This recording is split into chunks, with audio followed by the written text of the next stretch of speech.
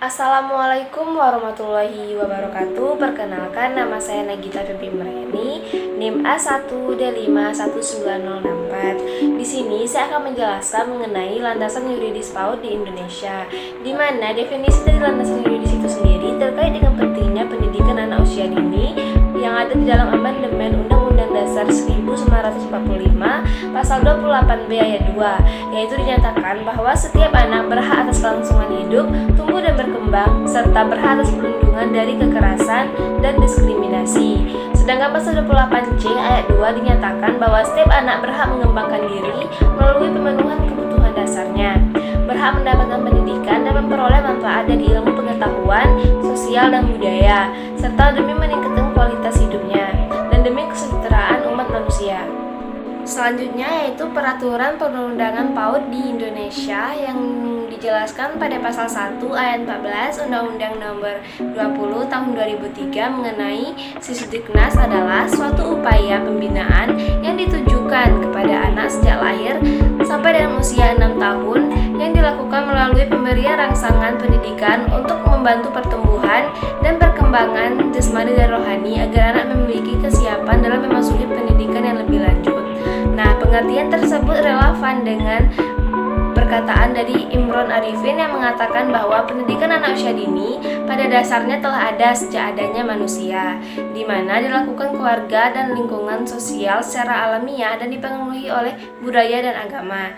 PAUD dapat diselenggarakan melalui jalur pendidikan formal, non-formal, ataupun informal. Selanjutnya yaitu landasan yuridis PAUD dengan pendekatan normatif, di mana pendidikan anak usia dini ini sangat penting dilaksanakan sebagai dasar dari pembentukan kepribadian manusia yang secara utuh, yaitu untuk pembentukan karakter, budi pekerti, cerdas, ceria, terampil dan bertakwa kepada Tuhan Yang Maha Esa. Pendidikan anak usia dini tidaklah harus untuk mengeluarkan biaya mahal ataupun melalui satu wadah tertentu, melainkan pendidikan anak usia dini dapat dimulai dari rumah ataupun di dalam pendidikan dari keluarganya sendiri. Pentingnya landasan yuridis bagi pelaksanaan PAUD Indonesia ini, anak usia dini haruslah didasarkan berbagai landasan, yaitu landasan yuridis, filosofis, religius, serta landasan keilmuan secara teoritis maupun empiris. Nah, yang pertama itu landasan yuridis, di mana landasan yuridis ini yaitu landasan hukum yang terkait pentingnya pendidikan anak usia dini tersirat dalam amandemen Undang-Undang Dasar 1945 Pasal 28B ayat 2 yang menyatakan bahwa setiap anak berhak atas kelangsungan hidup, tumbuh dan berkembang, serta berhak atas perlindungan dari kekerasan dan diskriminasi. Sedangkan pasal 28C ayat 2 menyatakan bahwa setiap anak berhak menghadiri melalui pemenuhan kebutuhan dasarnya, berhak mendapatkan pendidikan dan memperoleh manfaat dari ilmu pengetahuan dan teknologi informasi. Nah, yang kedua yaitu landasan filosofis dan religi, di mana pendidikan anak usia dini ini merupakan bagian dari pendidikan seumur hidup sebagai sebuah konsep yang telah dipopulerkan oleh UNESCO dengan istilah lifelong education. Populernya istilah tersebut bukanlah sejak karena diprogramkan dijadikan sebagai salah satu pilar pendidikan dari UNESCO, tetapi juga karena diperintahkan oleh Allah Subhanahu wa Ta'ala melalui petunjuk-petunjuk umat Islam yang dianjurkan untuk menuntut ilmu sejak dari ayunan hingga liang lahat. Konsep Islam tentang pendidikan sepanjang hayat akan meninggikan harkat dan martabat manusia, termasuk manusia Indonesia. Anak-anak bangsa ini perlu mendapat pembinaan sejak dini melalui pendidikan agar mereka tidak tertindas oleh bangsa lain di dunia.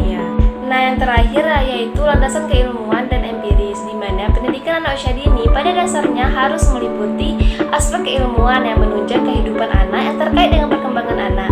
Konsep keilmuan PAUD bersifat isomorfis, di mana yang artinya kerangka keilmuan PAUD harus dibangun dari interdisiplin ilmu yang merupakan gabungan dari beberapa disiplin ilmu diantaranya ekologi, fisiologi, sosiologi, ilmu pelaksanaan anak, antropologi, humanira, kesehatan dan gizi, serta ilmu tentang perkembangan otak.